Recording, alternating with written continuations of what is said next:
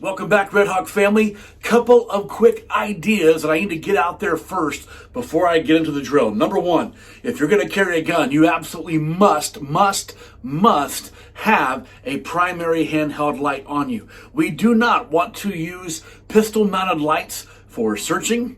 We do not want to use pistol-mounted lights for anything except lighting up a threat that we understand is a threat. I want to be very clear on that. Some people choose to not have a light on their gun. They believe this is enough. I can understand that, but for me, I disagree.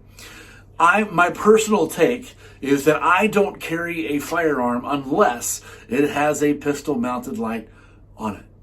Here's the reason why. On my very worst day with diminished motor skills, with reduced visual capability because of tunnel vision, with reduced ability to hear because of auditory blocking, and with all the things that might be going on, I, number one, want to have two hands on my gun, if at all possible, because I believe that's how I'm going to run my gun best. Secondly, running a handheld light while running a handgun mentally can wind up feeling like I'm trying to pat my head and rub my belly at the same time on my worst possible day. So I don't carry a gun unless it has a light on it.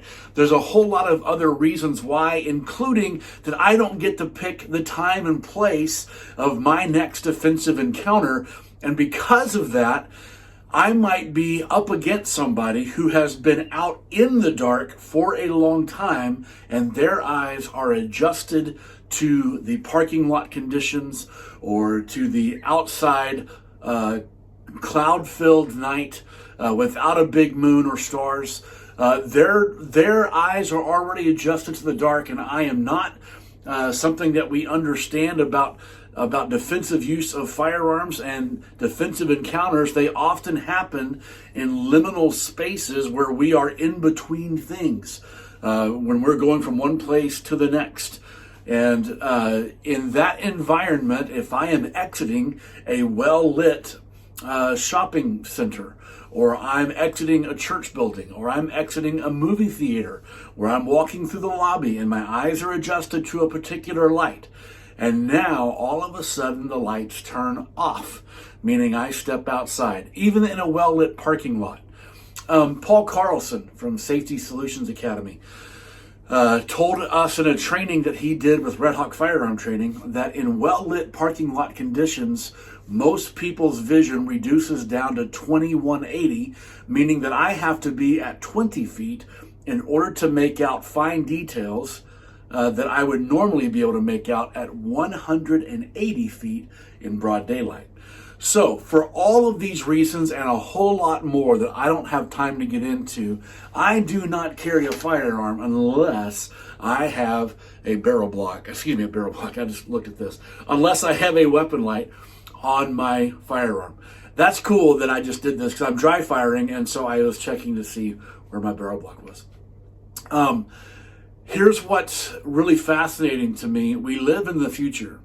And you get a weapon-mounted light, it's a few $100 for a good one that will last and that will work and that has lumens and candela and all that stuff. It doesn't cost you a whole lot in terms of weight and size.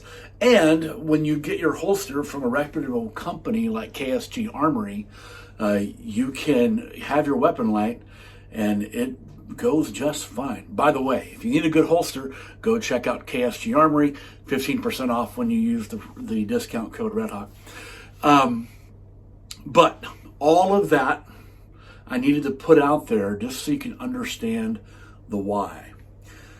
The only downside that I can see to carrying a weapon-mounted light is that, number one, most people never train with it. And if they do, they go to a weapon-mounted light class where everybody has a weapon-mounted light and everybody turns them on at the same time, and it's kind of like shooting in a daytime environment. So we don't train with them very well. And the other hard part about carrying a weapon-mounted light is that we don't dry fire with them enough. So want to give you an idea for those of you that have a weapon-mounted light or for those of you that need one. I'm going to turn off the light, and now I'm only illuminated by my by an iPad that's turned on for light. So I need to be able to get my handgun out and turn my light on fairly simultaneously. So I'm going to turn and face this direction and show you the steps. And this will make a lot of sense once I show you the steps. If I'm going to draw with the weapon-mounted light, the first thing I want to do is draw to a low ready and turn that light on. You can see where my beam is. It would be at around the feet if a person is the distance from me to this target right there. Now I can illuminate everything. Notice that by turning my light on turning my light on in a low ready position, I can see everything I might need to see about this individual. I can put it between a couple of people. I can do a lot of things with it at this position, and it helps me see what I need to see in my threat for positive identification before I raise the firearm up. And once I do have the light out, I'm going to see if you can see this. I might be able to get that on camera. I can see my dot really well, even in the light. I don't know if you can see that on the camera or not, but I can see my dot very, very well, know exactly where I am, and I can keep my light on and two hands on my gun. Here's the sticky widget, is that we have to practice getting out of the holster and light on while remaining indexed. I am not a fan of turning my weapon light on and off with my trigger finger, because my trigger finger is moving out here in space, and if I habituate activating or actuating my light with my trigger finger, under stress, the idea of the sympathetic squeeze and my finger going where I don't want it and having a bang when I don't want it might be fairly high. So I recommend, if you're going to turn on your weapon light, to use your support hand thumb, even though your thumb's going to build high on this grip, or at least that's what I would teach you if you came to my class. And if you're curious about that, come check it out. I'll show you why it's excellent. But my left thumb's forward already. Now all I got to do is sweep it down to turn the light on. And my shooting hand grip never has to change. My shooting hand grip does not have to change whatsoever.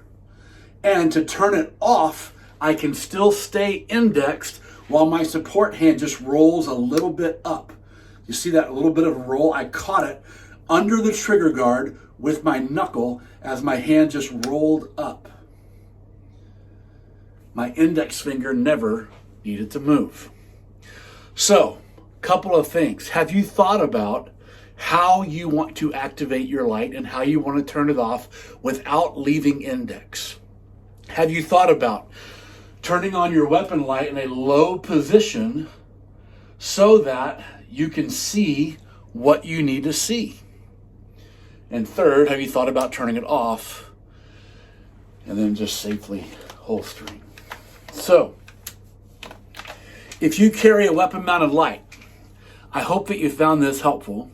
If you don't carry a weapon-mounted light, I hope I made some arguments that might help you think through that a little bit differently.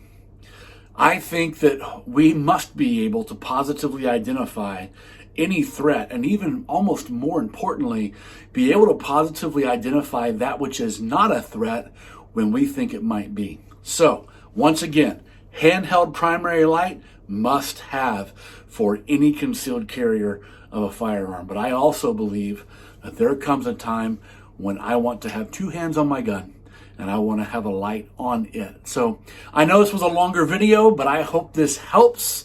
Get to work, and I'll see you tomorrow.